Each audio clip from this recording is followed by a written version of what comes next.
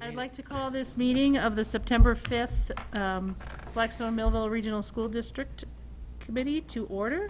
Would everyone please rise and join me in the Pledge of Allegiance? I pledge allegiance to the flag of the United States of America and to the republic for which it stands, one nation, under God, indivisible, and liberty with justice for all.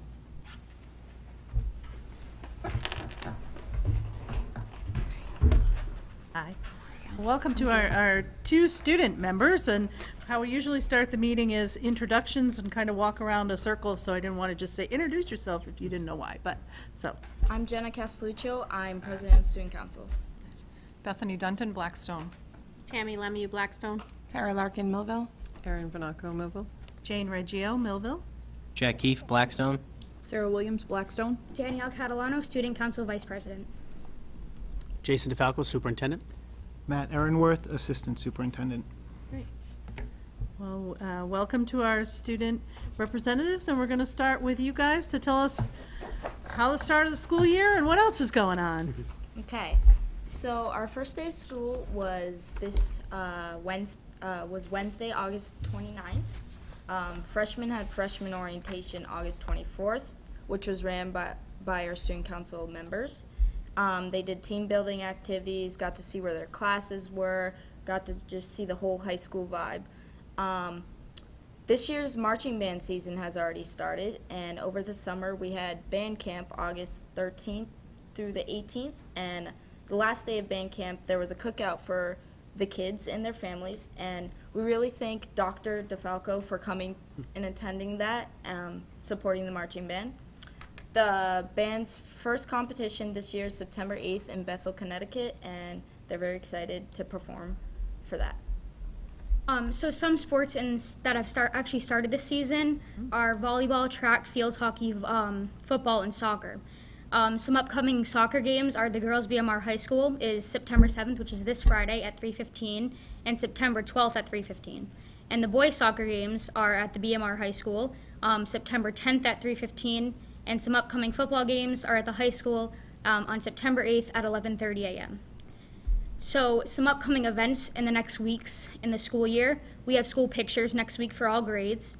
And then meet the teacher night for the high school is September 19th from 6:30 to 7:30. All right. Well, thank you and welcome, and we look forward to hearing from you guys this summer. And there is a question we generally ask. Do you know how many days are left till graduation? A lot. Too many to count at this point. Yes. Danielle's only a junior. I don't know. I'm a senior. Oh, okay. Yes, so so I'm Danielle's got. Oh my gosh, you've got a big number to be Yep. counting. Yeah, we'll give you a break for a little while anyway. All right, well, welcome. Thank you. Thank you. Thank you.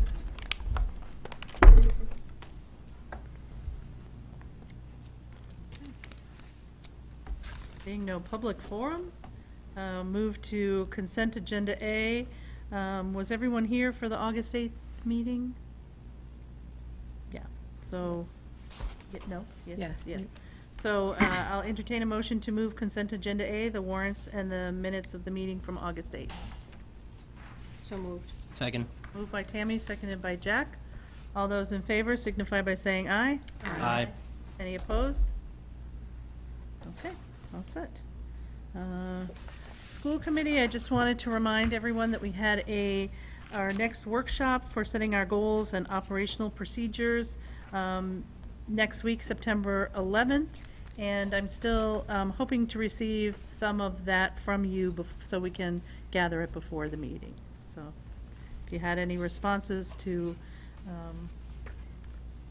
what we were given or where we want to go, just forward that to me. Thank you. Report of the superintendent. Great. Good evening, everybody, and Happy New Year.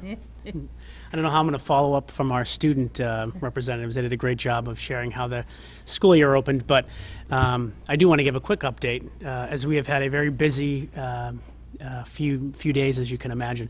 We opened with our staff on Tuesday, the 28th of August, and we had a really nice kickoff in the auditorium.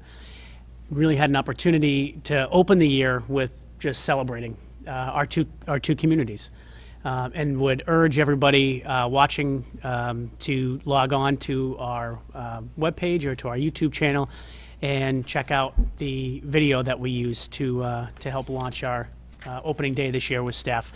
It was very well done, and it really highlights just how incredible our two communities are and how strong our school district is. And so would urge everyone to take a look at that.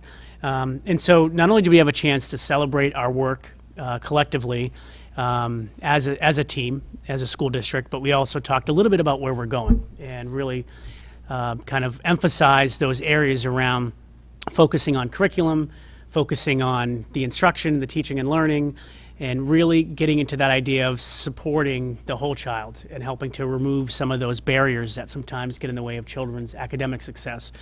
And then, of course, talked about being a district of one, and some of the work that we're going to be doing this year around bringing our two towns together around our children, which is our greatest asset. And so with that, we were excited and ready to open with our students the next day, which was Wednesday the 29th. And as everyone is aware, we had a little bit of a hiccup with our facilities, being that we could not open the AFM school right away, although it is open today to staff and students, which is great. We'll talk a little bit about that later in the agenda. But I cannot tell you how overwhelmed I was by just the positive attitude from our staff, our teachers, our support staff, our leadership in all three of our elementary schools, for that matter.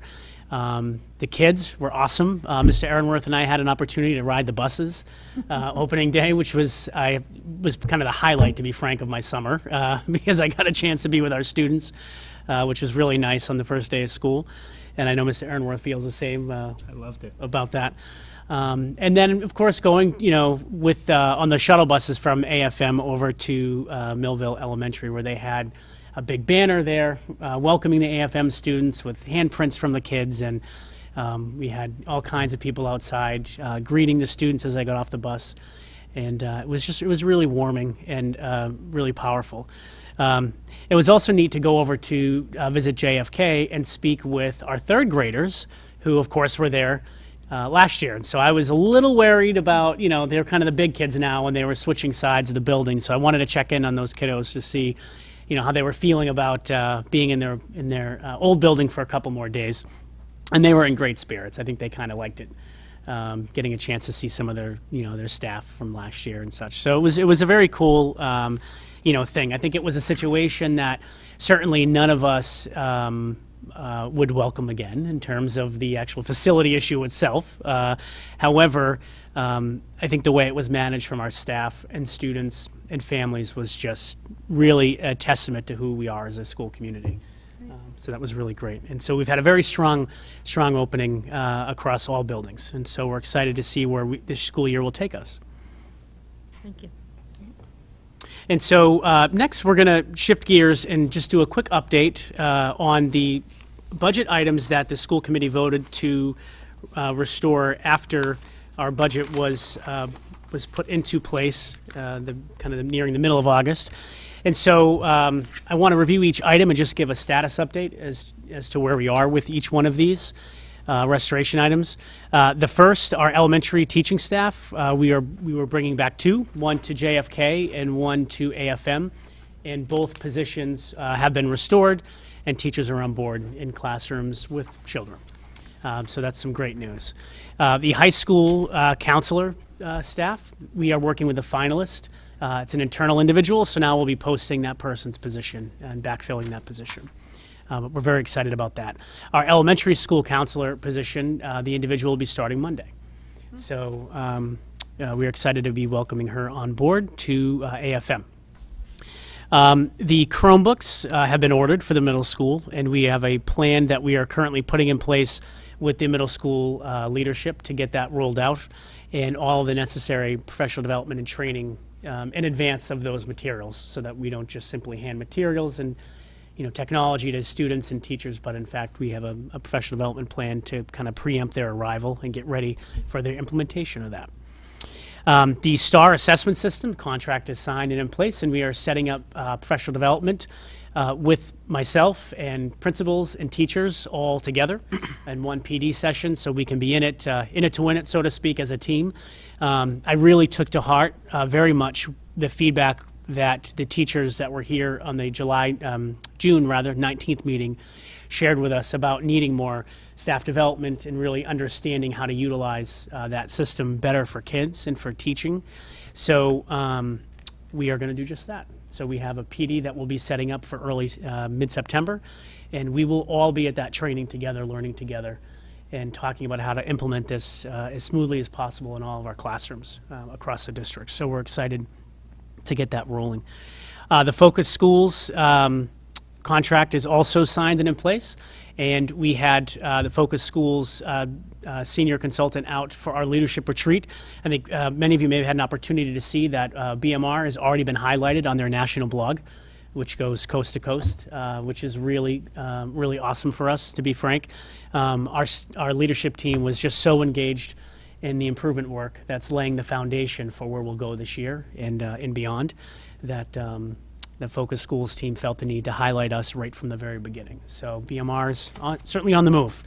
And lastly, our ELL curriculum, we have a meeting scheduled to go over with the ELL teachers to lay out what are the curriculum resources, materials that we're going to need to put in place for students. So those will be ordered and on the way, we hope, by the middle to end of next week. So I thought it'd be important to just loop back to those items, because those were, I know, priorities that I had outlined to the committee, and the committee was kind enough to approve those moving forward in our budget. So, Any questions on those? Thank you. The next item is an update on our mixed grade level classrooms at Millville, and so I'd like to ask Principal Schaefer to come up and just give a very quick update to the school committee. We know this is a major priority for our school community, and so we'll be keeping the committee updated routinely throughout the year. But Principal Schaefer, thanks for being here. So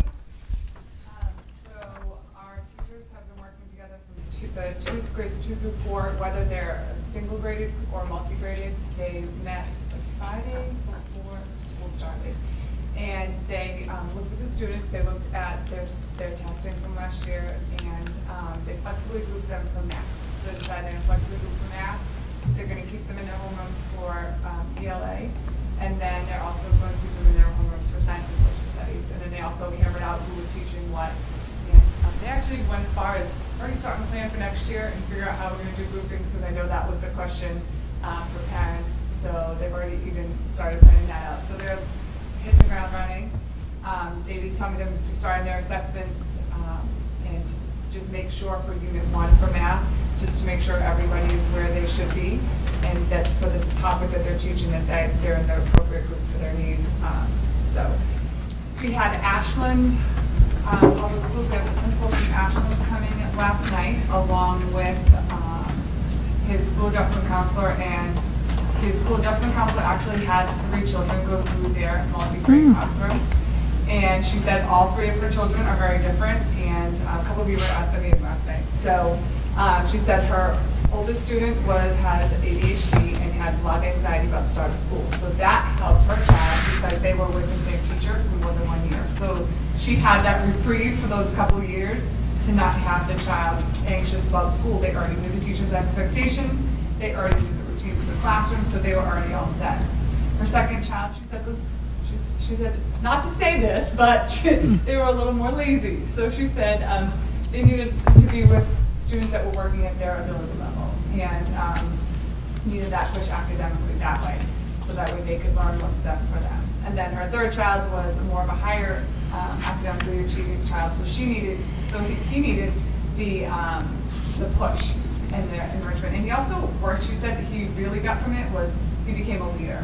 So as he got older, he became the leader for the younger kids. So a lot of the parents found that very fascinating. I felt the people a lot more calm after hearing from somebody that has experienced it as well. We had some questions about, I actually wrote them down, some questions about the positives, their pros and cons, what they thought. And one of the things they said is that the teachers can hit the ground running. When they have a child for the 2nd year in a row, they can hit the ground running. So for our 2-3 kids, the grade 2 teachers next year can hit the ground running. And actually, some of the kids that are in the grade 3 and the 2-3 or in the 3-4 have had the teacher the year before. So now they already know those kids, so you can kind of get a whole step ahead. And we saw that when we visited the classrooms on I think it was Thursday, that the teachers and the kids were really meshing well together. They were already doing read-alouds and they were working on all kinds of different things. So it was so great to see that they just took right off, right from the day one. Right. And then someone actually said, what have you guys changed over the course of the program? Which I thought was a very valid question. And they did talk about how that the teachers were always looking to see what can they do differently. And they did tweak a couple things.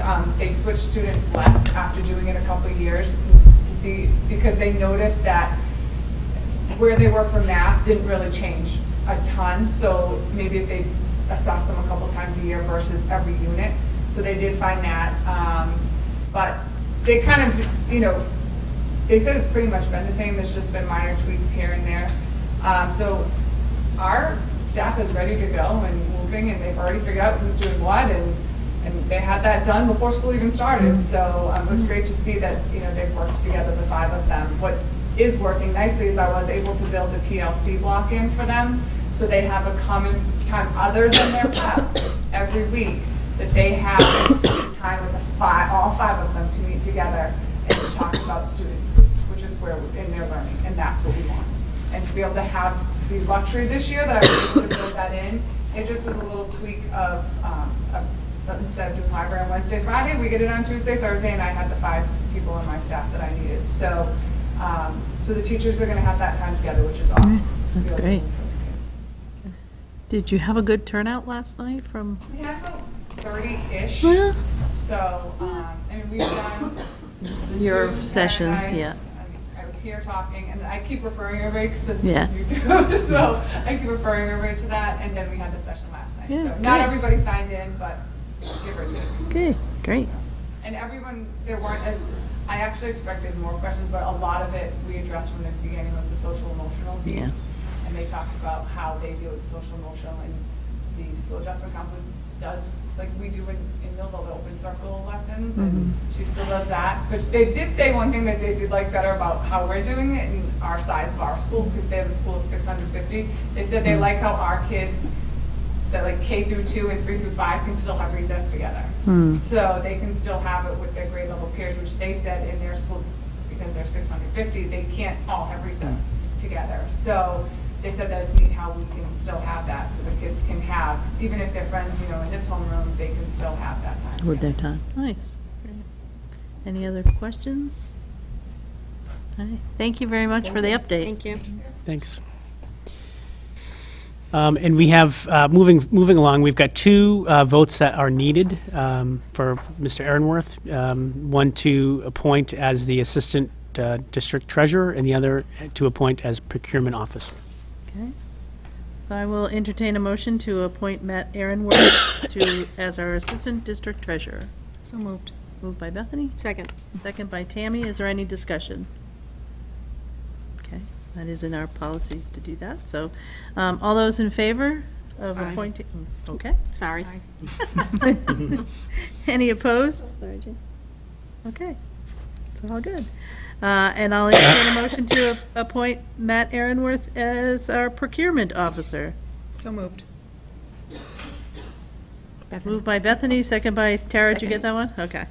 Any discussion? All those in favor? Aye. Any opposed? Okay. Yeah, just add those to your list. You're good. I'm honored. Thank you. Thank you. And I think you're up. So the business office report, Mr. Aaronworth has been, I think this is day 2. One day, yeah. 2. So I'm going to tee it off for Mr. Aaronworth this evening, but I think this is a good forecasting of what we can kind of anticipate as we move forward with our regular meetings, whatever that structure will end up looking like in terms of how we can report out, to the committee about each of our cost centers and how we're spending down those cost centers. versus, what's encumbered and what we have left in each line item as we go through the year, including a salary spend down report, which will give the committee a really good sense of the budget forecast moving forward all the way through the end of the year, to be frank. With that, I know at the last meeting there was some conversation about once the budget, we had the budget finalized and in place, getting the opportunity to look at actually each of the cost centers and the total amount in each one of those. We also committed to, because we thought it was really important to share with the committee just the few entitlement grants we have. So you have two documents in front of you. The first is the FY19 proposed budget summary that shows essentially 5 different columns, beyond the function code and the descriptions. But it looks at the FY18 budget that was certified and in place. It then looks at the FY19 proposed, the FY19 recertified, but the real number to pay attention to is the FY19 final. And so we just wanted to lay out those 3 columns. And that final column just shows the difference between the FY18 certified and the FY19 final budget and what the difference is there. And so what we will do moving forward is be able to report out to the committee how we're spending down those accounts. And so as you look at that last column, you'll see what was either added or subtracted from each one of those cost centers. It's a double-sided document. And with that, I can pause for any questions. We're still wrapping our arms around this a little bit because it's a budget that we are implementing, but weren't necessarily part of the the full development or creation of. So we will answer any questions absolutely to the best of our ability, but know that we're still studying these numbers alongside with you and ensuring that we've got everything in place that was determined by the committee with that. I'll start, if that's okay. Absolutely. So I know I already brought this to your attention, Dr. DeFalco, but I guess I'll officially request it's hard to see a lot of these numbers, the way this page is presented to us, but it's something we definitely needed to see. But 3510 athletics, I think I would like to see the full line by line for 3510, because on this page it looks to be true what we were told wasn't, that it was a $60,000 increase to that line item when we held it at what we believe to be the 119. So, and with that being said, there were cuts made to the best that we've been advised, cheerleading and something else. I don't know if we ever got that straight answer, but the cheerleaders are practicing in our cafeteria tonight. So It was winter cheerleading, so this is fall cheerleading. No, fall was cut. Fall was cut, oh, sorry. And winter's intact. It is. Yes. So is this one. So I just want to make sure that, for some reason, this number is never added up for us. And I know you don't have the answer as to why, but if we could get, I think it's possible to send through email the line by line for that. I think we could start at least helping get to the answer of that one with you. Because, I mean, we have the comparisons from where we stood, so. Sure, and if I may, I think the increase in that line is actually the fees that the students pay per sport. I think that was included in this number, because I know when I looked at, I know that was a particular concern, so when I looked at the breakdown behind this number, so what's behind the 180, if you will, and I did see some of the offsets by fees added to that. So my sense is that those are somewhere in I don't think that makes sense, though, because music would be the same. If they had just, if that was done by our business office this year, then you would see the music user fees are also in our lines on the line by line. And again, we held both these lines because we had cut them by 20% in 17, 18. They lived with a cut when nothing else was at the time. So that's why they weren't supposed to be affected this 18, 19 year. So it could be a math thing. There's something that isn't right. But It's we math did or- ask the former business person to put the fees into this. So where are that the we'd m- understand that total number. Because are we in kept there. saying, you don't understand the general fund number versus the total number. So we asked that They're in they there. be And the added year in adjustments. there. But the music is in there as well, Are we which sure? makes it look like there's a Well, cut. so the music, when we looked at behind the music numbers, there were some offsets, but they were small. It wasn't nearly the size of offsets that we saw from the athletic fees. It was, and I'm speaking just very quickly, but I believe the music offsets were like 13,000, where the athletic offsets were about 40 in certain places. So we can certainly get under the hood of that and look at the actual breakdown, but if I remember looking quickly at that. Go ahead. So, this is what we and I'm speaking, I think, to Matt, because you're gonna, at the end of the day, be the person that digs and helps us understand this athletics. And so, I have seen school committee budgets where there's this is the number you're allowed to spend. Whether that's the 180 or some other number, 180 plus the user fees collected, there seems to be confusion on what that number is. But then they have, the offset would be, here's your 180 that you get to spend, and then it shows you how the user fees are being used or consumed through that number. And I think that's the piece, the visual that we are not getting. And so then when we have this conversation, we all understand it differently as to if it's 180 or, because my point of this is, if we say you get 180, that's the number we set, and then 25 more kids sign up for an athletics, then you get to spend all that money? You know, that's my thing. If the user fees aren't being used to deduct from the 180 out of the main budget, then we're basically saying to Jill, you have 180 and whatever you can collect from kids. Like, that doesn't, it seems like it could be an endless amount. But It's that way. But I think that's what we asked to make sure we got, because we didn't Yeah. have 180. Right, so somewhere had we should see. 119. We had 119, and we what said, we- we would like to know what the entire pot is. Right. So that's what we asked to be, so that's where I think those offsets then were included into this budget that built it to the 180 from the 119 that was the general revenue, whatever you want to So call if it. if it's built into the number, and then you get the 25 additional people playing sports, where does that money show up? There is an account. There Yeah, is there's a an user account. No, like, fee. but we've never seen a visual of No, how we it haven't. works out. And I think that's why when we get to athletics and music, where there are these supposed set number and then these fees coming in, we never quite grasp it all as a committee.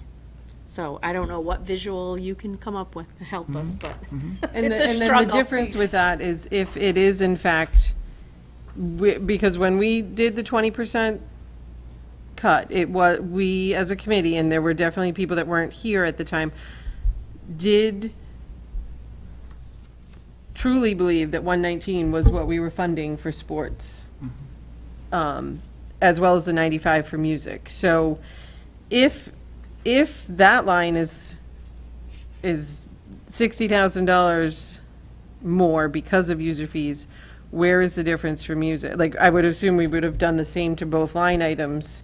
Now, music user fees are less, they're 140 per student versus 200, but there's no difference We in need to that. consider, like, the receipts that we bring in from football games and basketball games, where that money, is that money part of this also? I don't think so. I think that would go, I think that would go to there must The be boosters, boosters. Is it but- football Okay. boosters? We No. might, Don't think so. there's no boosters. It goes to the school. It goes to the school. Goes this, so maybe the student Like activities account? athletics or? what We're not part of the quite sure, school but, Okay, does that so go we can to? find that out too. It's not, admission to the games does not go to the boosters. It stays with the school somewhere. But we don't know, again, we don't know where that money gets applied or if it just goes into the general fund. Okay, we can find that out.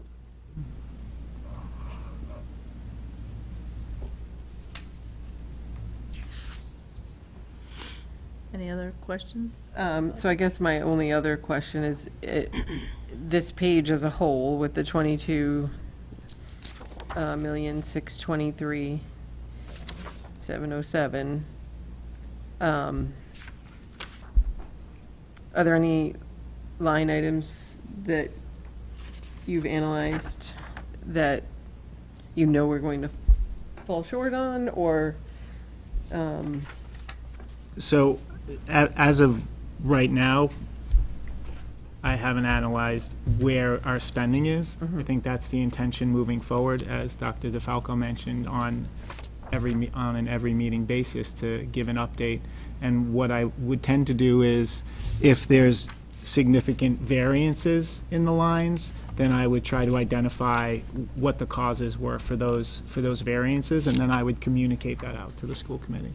And it is correct that I did meet with Wen yesterday evening, so we were looking at some of this and discussing it.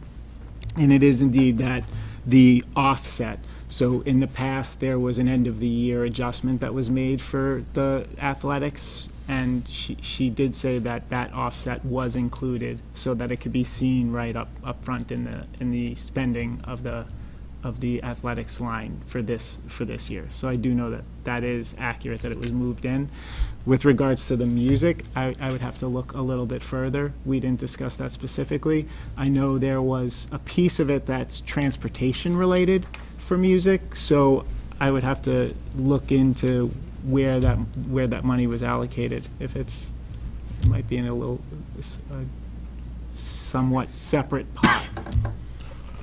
Yeah, and if I may, I think one of the things that, just to kind of outline kind of where we've been, where we are, where we're going to go with this. You know, when we started this work, we had to work on getting the budget through, right, which we were successful in doing, which was great. And we were able to restore some key elements of our, for our work that we really needed. And we've been able to do that, which again was great. I think now what we're doing is getting our arms around each one of the cost centers and finding out, okay, so with this 22.6, where does it all fit, right, in terms of all the cost centers themselves, and really starting to unpack, which is really where we are now, just so everybody has a good sense on that, starting to unpack the items that are behind these numbers. So what, Erin, to your point, what's behind the 180? Like, how does that come to, right? Like, what's all the breakdown behind that? Yeah. And then with that, so when Mr. Aaronworth's talking about looking at the spending, right? So then there's 2 months of like matching up what we've had to spend out on salaries and just expenses through the summer to run the district. Initially on the 1/12th after August on the regular budget, that we then have to start reducing the cost centers appropriately. So I just share all of that because I want to give everybody like a good kind of sense of where we are and where we're trying to go with that. Once we get all of that in place, I think the routine updates on each of the cost centers will make more sense because we'll have a better handle on the numbers behind them and how we're spending them down. So is it possible to get that 3510 breakdown? Yeah, we can definitely share what we have with that. I have questions on just as I've started to analyze each of the cost centers. I have questions on what certain things are. There are certain items in here in each one of these that I'm not clear about. And so we have to get really deep into the weeds on this, and we also have to look at what we have here. Does it match what our cost center managers have? And so that's something else that's kind of the residual of operating without a budget for a while, right, was what did folks think they had in their particular cost center. And so we started that today with one of our principals. We met with Mr. Dudek to talk about the high school's budget. And we already, identified some misalignments between what we have here versus what he was given. And so there's a lot of work to be done on this still, but we will absolutely get there. And so, we can certainly send you what we have. I think the question will then become understanding what it is that's actually outlined on here to make sure. And if I could just request, I think we need to do the same thing for 3515 to compare how transportation is wrapped in, how the user fees are wrapped in, how, because they should be very similar setups, but, different things. But, they both have transportation, they both have user fees, and they both have a line item budget number. So just to see are we just handling them differently, and that's what's causing our confusion on the two. So I think it'll be good to compare, once you have a handle on it, to compare the two. So actually, what we might need to be able to compare and see where the difference is the FY18 recertified budget with the 119,792 and the music of 95,759. So we can compare 18 to 19, and where you're saying just athletics wasn't being infused with their user fees. No, remember at the end of the year, she would come to us and say, okay, now we're taking these user fees and we need to add them in and adjust, and then we were like, wait a minute, why are we adding more? We thought we only had this amount, and now you're telling us there's this amount. So that's, we are the group that asked that would be included from a get-go. Right, so, but I would like to see the FY18 line by line, so it can be compared to, which I'm sure I still have from last year, but I'm just saying if it can be compared side by side on a document like this, for both of them, I think it will be easier for us to see the math. And if I may, I understand and that we can pull together whatever documents we need to do that work. I think the thing that I just want to caution everybody to, and I know that the committee is well aware of this, but athletics and music are different. And so while sometimes we sweep them into the same bucket because they're embedded within the day, and they're also extracurricular, and they're also, by the way, incredibly important to our school district, which I definitely understand that, and I think every school district for that matter. But I do want to note that there are some significant differences in terms of the cost to running those programs. And so while I'm not suggesting that we shouldn't look at them side by side, I don't have an issue with that. I just want to, put it out in front of this, that the programs are different, and they serve a different purpose for students. And sometimes different kids. Yeah, I don't even want to compare their music transportation to athletics transportation. I want to be able to see last year to this year on the line, and I guess justify in my mind why it looks like athletics had a $60,000 increase when our teaching line had $444,000 decrease. So I need to be able to understand it better for myself. And I know we've talked about this. I definitely am not saying I don't remember those conversations, but I would like to see it on paper why. And with that being said, because it could be a parent, I almost wish a parent would come and say, how is it an increased line item and you cut programs? We cut athletics this year, which wasn't the intention of this committee. So I think it just needs to be a document for us. I guess I have a question. We did not cut any athletic programs. We did not do that. We don't do that. We developed a budget, and they developed their programs within that budget. So they had the same amount of money. Right, but we did not cut cheerleading. We developed a budget number, and the leadership of that cost center management, whatever you called it, develops their program within that budget. So we don't decide what is offered through the music program, through the athletic program, through the library science program, through the STEM, we don't do that. We say, this is what this school, this is what this unit has in terms of the grand scheme of the budget. And I just think that 60,000, when we unpack that, I think we're going to find that those are user fees that were just included in, but we can tease that out when we send the, because you're right, I think it would draw anybody's attention, Aaron, to that line, to say, geez, how did that happen? And so I think when we look at that deeper, I think we'll see those are user fees. Okay, thank you. And may I ask, just a little housekeeping thing? Could we have freeze the headings on the second page too? Sure. So just one of those little things when you're like, Absolutely. Thank you. Sorry about that. no, that's just one of those, My apologies that on helps that. the visual impaired Absolutely. here. Thank you. Anyone else? Okay. And the other document that you have in front of you is just an overview of our title funds. And so we are very happy to provide you with a backup for this too. The reason that we didn't is because it's, quite frankly, it's pages and pages and pages, and we didn't want to inundate you with a ton of paper. So, but we'd be happy to show you the backup for this if you would like to see what's behind these numbers too. Title I. You can see our allocation this year, which was cut, unfortunately, by 7%. Is $174,644. And just so everybody's aware, those are our reading specialists and our math support individuals, by and large. Also a little bit of professional development and supplies. But this is essentially what we have for intervention work. And so when you look at 5 schools, 1,800 students, that's a very low allocation.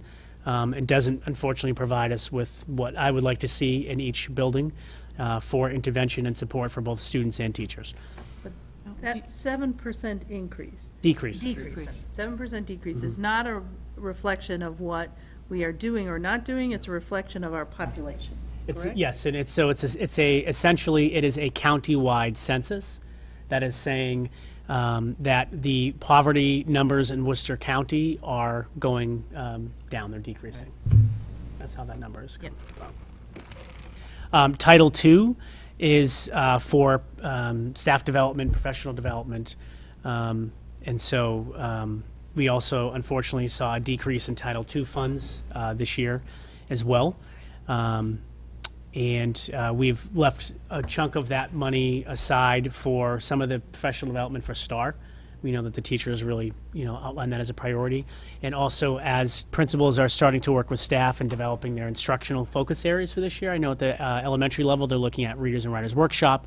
Literacy is going to be a major theme and focus across all 3 elementaries. We'll have some resources available for teacher professional development and support. And Title IV is the one place we saw an increase. And Title IV is resources that are available to schools for essentially social emotional learning initiatives. And as you know, we were selected to join a statewide cohort to develop a social emotional learning framework and support system for students. And so with that money, we are going to be joining that cohort and having the resources we need to, purchase supplies, materials, curricula to help support our students' SEL, social emotional learning development. And so we've got all of that pretty well built out and allocated already. But again, we'd be happy if you're curious to see what's behind those, what that looks like.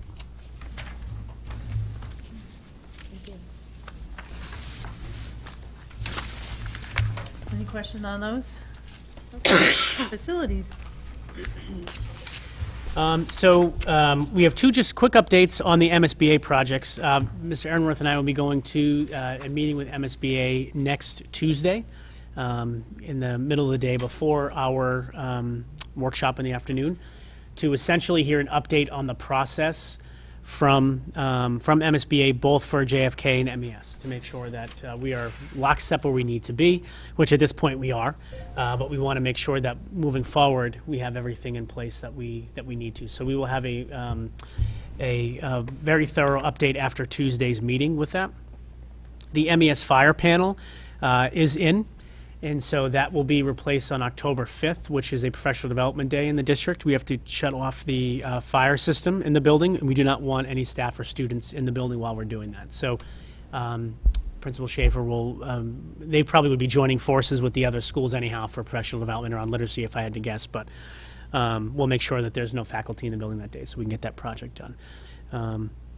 The high school fire system, Mike Long approved the proposal, so Mr. Aaronworth is getting ready to put that out as an RFP. And so we did hear back from him at the middle of last week, which is great. So we're happy to be able to move forward with that. And then lastly, just the update on AFM.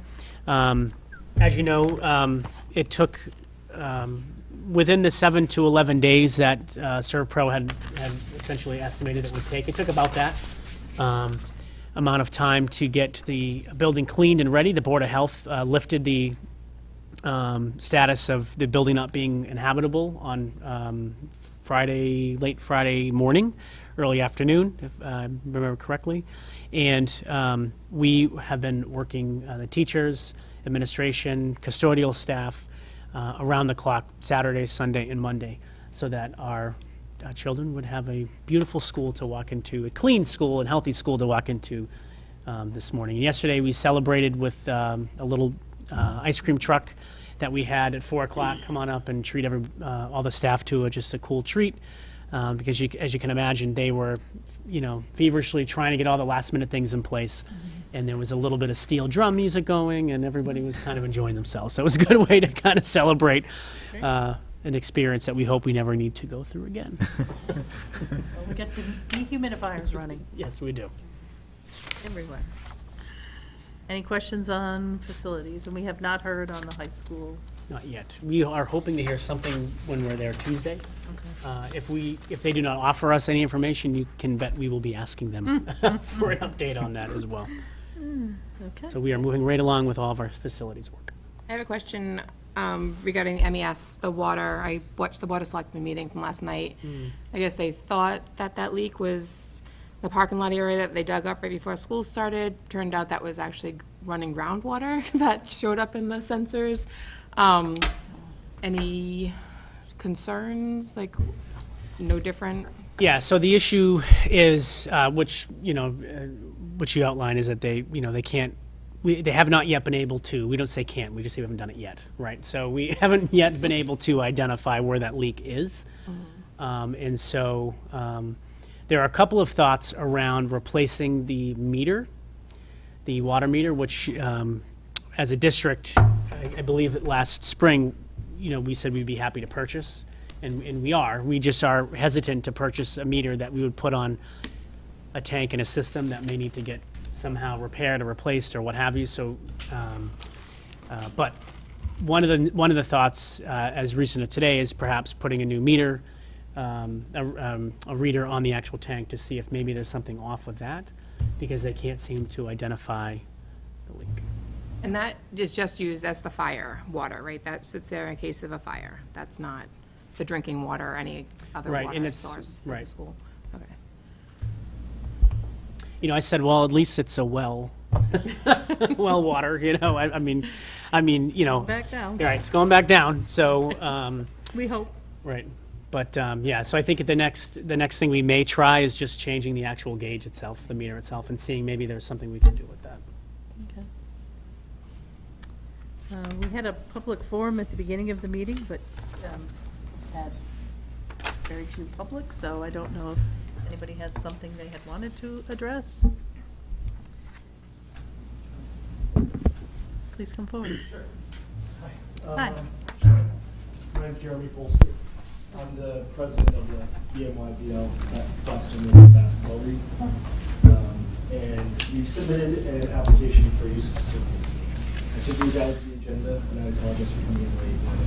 Not the time to address it now. It was in one of the folders, I think, right? It was It's right here. Yeah, it's part of our, It's here, but we didn't. it's part of our Agenda A, but we didn't It wasn't listed as used. specifically mention it on the agenda, but we certainly can. You're just looking to waive the facility use fees? Yeah, and the approval of those facilities for the winter time. Yeah. We start our basketball season in October with our trampoline tryouts. Games start right away in December, so we get a couple months of practice, a couple times a week for the kids, and then we're off and running through mid-March. Hopefully, we keep winning all our games. Can I just speak to this for 1 minute, please? So for the past 10 years, my husband's run the league, and he has submitted paperwork. Same paperwork. So there are basically no changes. My husband, Charles, sat with Jeremy just to go over the paperwork together. If PTO or some type of school activity comes up, then the school secretaries would just call Jeremy and say, the gym is not available on this evening. So that's never been an issue. We have a nice working relationship with all of the schools. And so I guess in the past, Mr. Himmelberger has just signed off. I don't know if it's necessarily come in front of. It does, usually comes in our, well, what used to be a different color folder, but it has come. Okay. So there are no changes. If you would like to make that motion to do that, but if you have a question, you can. I mean, it can be discussed once in the motion, too. Sure. Yeah, I make the motion to approve. Is there a second? Second.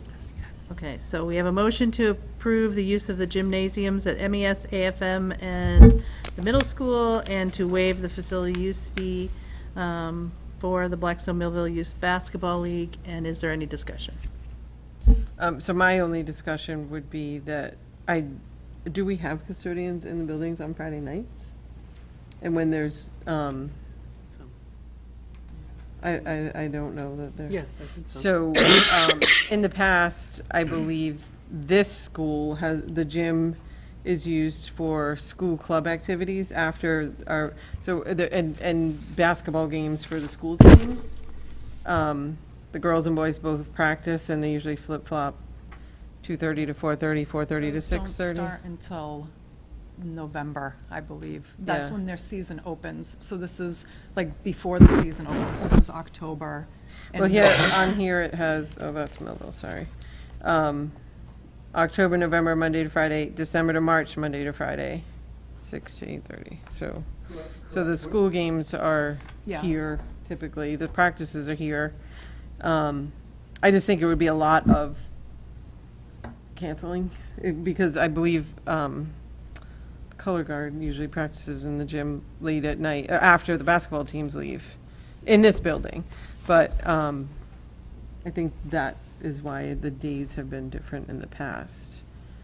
Correct. And the reason why we requested hardnet this year is because we're really, I mean, the basketball league has been very successful, and we're at capacity now with practice times, and we need more gym space to use, basically. So, like Bethany said, we would be working with the schools, and schools absolutely, all their events have first priority. We just want to try to put our name in there and try to be able to use it when it's not being used. So I have no problem with color guard, and of course the basketball games are going to take place. Well, even the practices don't end until 6:30, and you have 6 o'clock on here. So that I mean, that would be an everyday.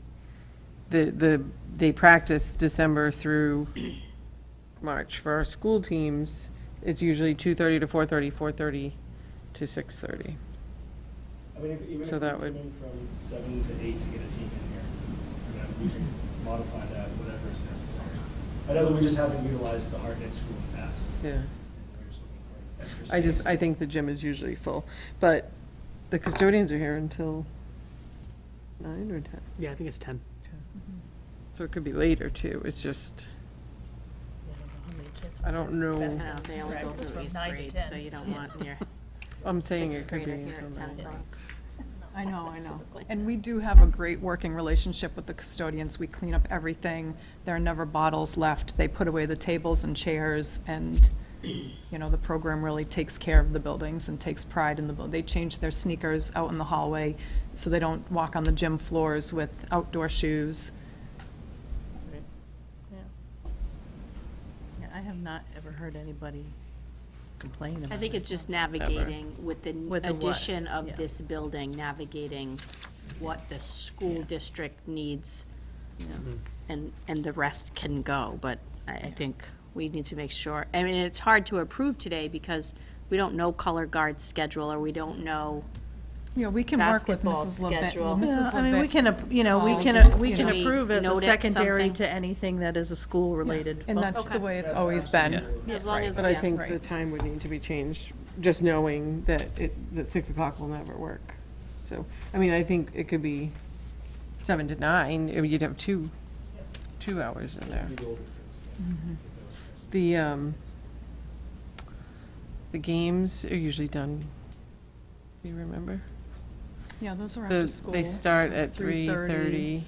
Yeah, usually by 6 or so. Yeah. As long as you're flexible, I think that's the key, like. Whatever Right. whatever you guys can do. The more pressing thing really was that we want to start registration soon, so we were looking for those October dates more specifically, which is, I think, before basketball starts in the middle school, just so we can come into the gym and do some of our trials, get our teams running, we start doing that. And the waiving of the fees really is just, it's instrumental in this. We're able to keep our fees so low in Blackstone alone. It's, right now, it's at $60 per kid, which is half of what it is in neighboring towns. Yeah. Waiving of the fees. I think we've always done that for any kid activities, the fees. We tried to, yeah. So, could you amend your motion to indicate that we would approve the use of the gymnasium and MES, AFM, and as long as available with that, you know, school Okay. taking Yep, I make a precedence. motion to approve the use of facilities form beginning October 1st with consideration of any school activities that would take precedence over the basketball use, town usage. Okay. And I just want to, I see a note on there on Millville, the Friday night or something. Maybe Are we there's approving no the custodian Friday? there? Friday. I can speak to that. Our custodians had asked for a day to be able to get the gym clean, because they need to, because Saturday they use it all day, so he wanted to just make sure they had enough time to clean the gym for them, so that it was ready for Saturdays, get everything ready and stuff like that. So that's why he had asked for no Fridays. No Fridays. No Fridays in Millville. That's again the way it's been in the past, so that's. Yeah. He said that was, I guess, they did that last year, so on Fridays. Yep. But the Friday is requested. Right, we're, you know, We're trying. we're trying to get more gyms out, because right now, yeah, sometimes we have. I mean, the 3 or 4 custodians gyms. are there, Yeah. We have 3 or 4 and it's a gyms. building that doesn't have the school dances, you're not gonna be canceling, and, I don't know. Maybe it could just end earlier. Any other drills involve cleaning? Can they set up the chairs for the Saturday? They do set it up like that, on the table and chairs. I wonder if that's true of, well, you don't use It's not a full gym. AFM on Saturdays, though.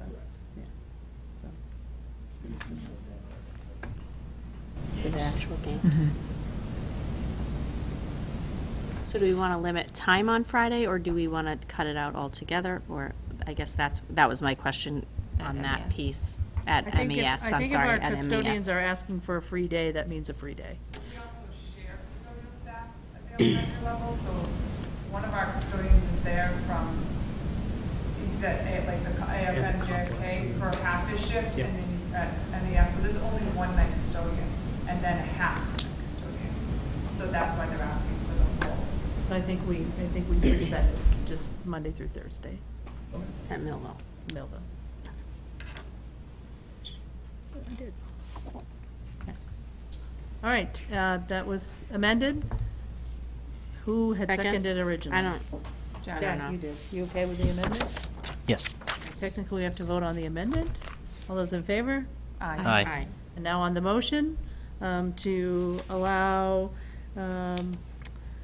Blackstone Millville Youth Basketball to waive the fees for facility usage and use of MES Monday through Thursday and Saturdays, time to be determined when scheduling with the school, and school precedented events take priority, and HeartNet Monday through Friday and Saturdays, again, depending on school schedule, and AFM Monday through Friday. Any other discussion. Sundays are listed on the. Sundays, yeah, they were on, did I not say Sunday on somebody's? Just because that's when the Middle traffic. Middle school. In-town plays Saturdays. town plays Sundays. Yeah. And custodians are paid by you on any day that they're not supposed to be here. Okay. All those in favor? Aye. Any opposed? Thank you for bringing it to our attention. Have a Thank great you. season. I think it needs to be Okay. signed. School committee forum. Sarah, you want to start? Just, I would like to thank everyone for the work that was involved with the mold situation. And I just want to say that I appreciate, like, the way it was handled and making sure that the kids got to start on time. I think that was important to a lot of them. I mean, they get excited for the first day of school, and I just really appreciate maintaining that for the kids, so, well done. That's all. Nothing from me tonight. Yeah, I agree with what Sarah said. I'm just so grateful for my own son. He enjoyed a few days in Millville. He got to see his Millville buddies. The teachers were wonderful to him. And I just really appreciate the faculty and staff and the admin for everything that they did. I just want to say good luck to all of our sports teams. And I also want to add parents into our mold appreciation conversation. I think for the most part, many parents, although they had concerns, they handled the situation well, consulted with who they needed to consult with, got the information they needed, and we were able to keep the buzz at a low level and move on and get our kids where we needed to get them. So I think we worked well together in our two towns in District of 1 to start off the school year, so it was great. I want to say the same, to thank everyone for getting the schools off to a great start. The extra time by Mrs. Schaefer and the teachers at MES with the multi-grade levels. Thank you to all of you for that, and wish you all success. And I heard that some of the AFM kids know how the MES fire drills work. They did several during their visit. So. Never be too safe. And I'll definitely mirror that. The administrators, I mean, I know you were all there all weekend and the week prior to school opening. I even drove by Millville to let my little one do a handprint, and Mr. Schaefer's car was still there, and it was almost dark outside. So it was definitely a group team effort, and I think it was an awful situation, but the way everyone pulled together, it shows how strong we are as a team and with great leadership. So kudos to everyone that made that work. And again, good luck to everyone with the start of the school year and our sports teams, and even us, I guess. And of course, I too will thank particularly the two of you.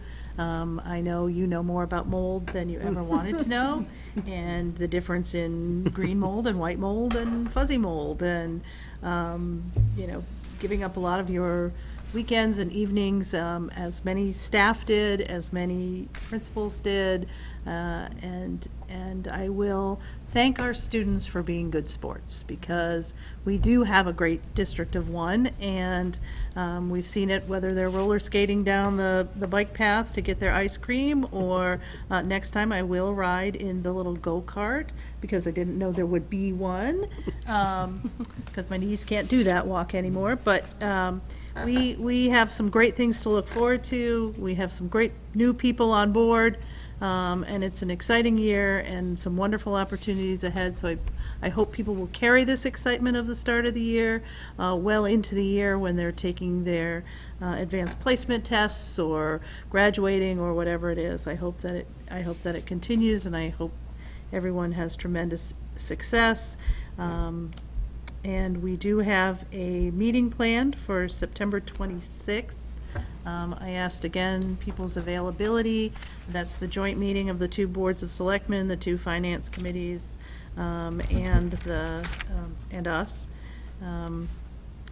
And I have only heard from one person, the town administrator from Blackstone, who could not attend. But he did have some things he wanted on the agenda. So I know Millville was supposed to talk about it last night. Did you hear? They did. It was announced and said if you had topics for the agenda to let someone know. I think they might give it to Mr. Raposa to give to you. So Okay. But they're on board for that, okay. So I have not heard from Mr. Keefe, but so I don't know, but I assume that that is still on. I'm hopeful that that is still on, and we can start discussions on how we really work together to move the district forward for the betterment of those students that we keep talking about. So that's it. Our next meeting is our workshop on September 11th at 4:30 right here, and then our next regular meeting is September 19th. We've moved that to 7 p.m. at the high school, so that follows the parent night, or I guess it's probably during the parent night, because they said 6:30 to 7:30. Yeah, 7:30. I think we thought it was 6 to 7. Oh, it did say 6. I wrote it down when she said it, because Yeah. Double check that. We'll have to double, yeah. So maybe we post for 7:30? to be on the safe side. I'll be missing that meeting anyways. I can check that We'll out, check, yeah. but, so that time may change. All right, I will entertain a motion hearing nothing else, motion to adjourn. So moved. Second. All those in favor? Aye.